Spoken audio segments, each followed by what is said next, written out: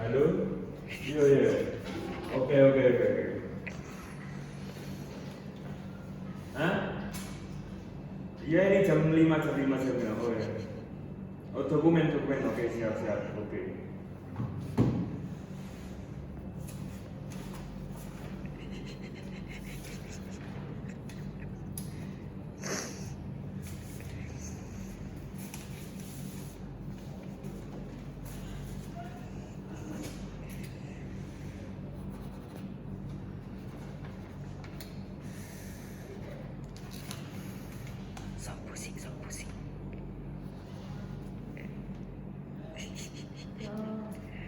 Sok pusing. Sok pusing.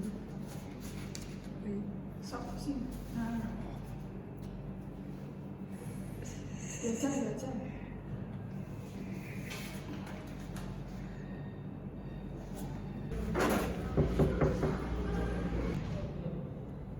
Masuk.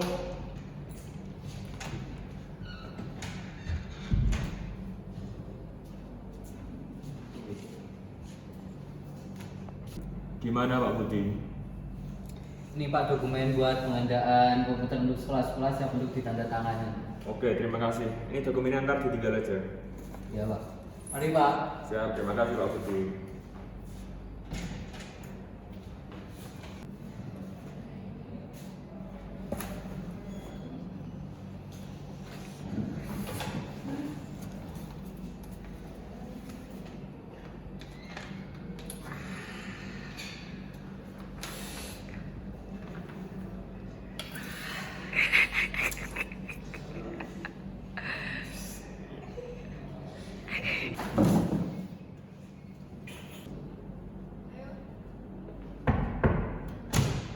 Permisi Pak Andi. Ya, silakan Bu Risma.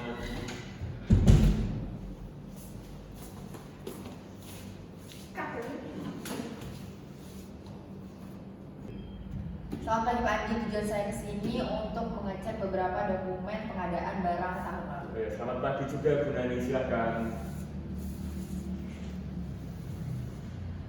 Boleh dicek di sini ya Pak Andi, ada beberapa ketidaksesuaian dari yang kami temukan dalam laporan pengadaan komputer tahun lalu. Beberapa item sepertinya tidak sesuai dengan yang terspesifikasi. Oh, ya Bu Nani, ini nanti saya pastikan ya.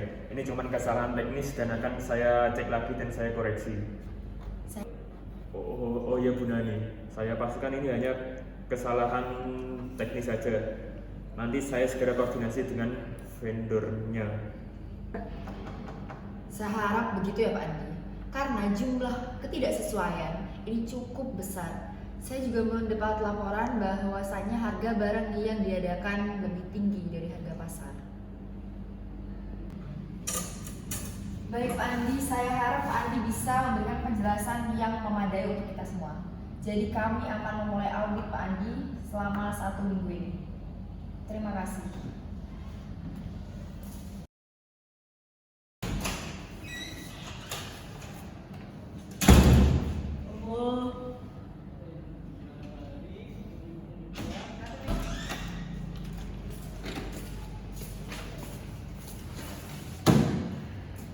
Pak Andi, berdasarkan temuan kami ada indikasi kuat bahwa Anda telah menerima uang dari vendor sebagai imbalan untuk memenangkan vendor.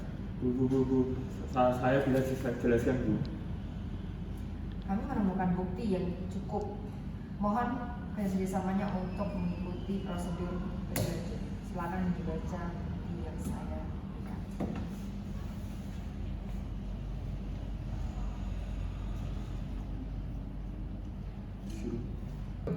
Baik Pak Andi sekarang nggak bisa nyalak lagi ya.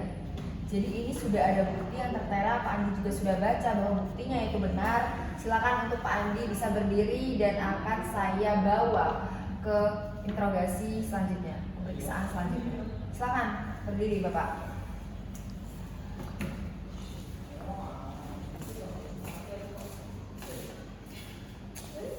Nah, seperti contoh kasus video tersebut termasuk dalam salah satu jenis korupsi otogenik, di mana korupsi otogenik terjadi ketika seseorang yang memiliki wewenang memanfaatkan posisinya untuk kepentingan pribadinya tanpa adanya paksaan orang lain. Di mana seperti contoh kasus tersebut, Pak Andi yang memanfaatkan posisinya sebagai kepala bidang pengadaan barang dan jasa yang menerima uang suap dari vendor. Tindakan tersebut inisiatif dari diri sendiri tanpa adanya paksaan orang lain. Penyebab kasus korupsi ada 7. Yang pertama, moral dan etika yang lemah. Yang kedua, keserakahan. Yang ketiga, kurangnya pengawasan internal. Yang keempat, ketidakpuasan terhadap penghasilan. Yang kelima, ketiadaan sanksi yang kuat. Yang keenam, peluang korupsi yang besar. Dan yang ketujuh, budaya organisasi yang korup.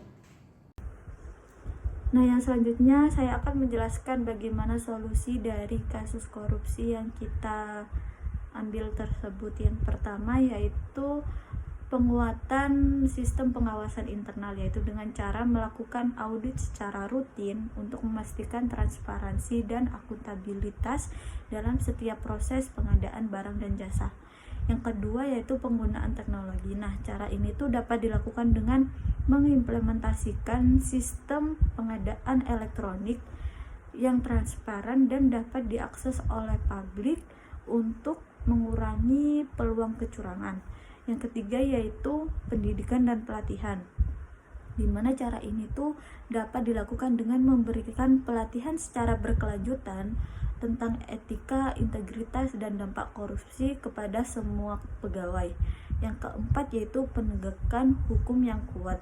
Nah, poin yang keempat ini dapat dilakukan dengan memberikan sanksi yang tegas dan konsisten terhadap pelaku korupsi, baik di tingkat administratif maupun pidana.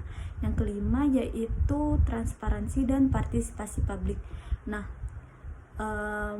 hal ini tuh dapat dilakukan dengan meningkatkan partisipasi masyarakat dalam proses pengadaan barang dan jasa, yaitu termasuk dalam proses pengawasan. Yang terakhir yaitu reformasi birokrasi. Nah, reformasi birokrasi ini tuh dapat dilakukan dengan cara melakukan rotasi jabatan secara berkala untuk mengurangi kemungkinan terjadinya praktik korupsi akibat relasi yang terlalu dekat antara pejabat dengan pihak ketiga. Baik, dari video tadi maka dapat kita ketahui bahwa Pak Andi sebagai kepala bagian setidaknya telah melanggar 2 nilai etika utama yang harus dimilikinya. Yang pertama yakni akuntabilitas dan yang kedua yakni transparansi. Pak Andi telah melanggar nilai akuntabilitas karena beliau telah menyalahgunakan hak dan kewenangannya sebagai kepala bagian, yaitu dengan membuat laporan yang palsu dan menerima uang dari vendor untuk imbalan karena telah memenangkannya.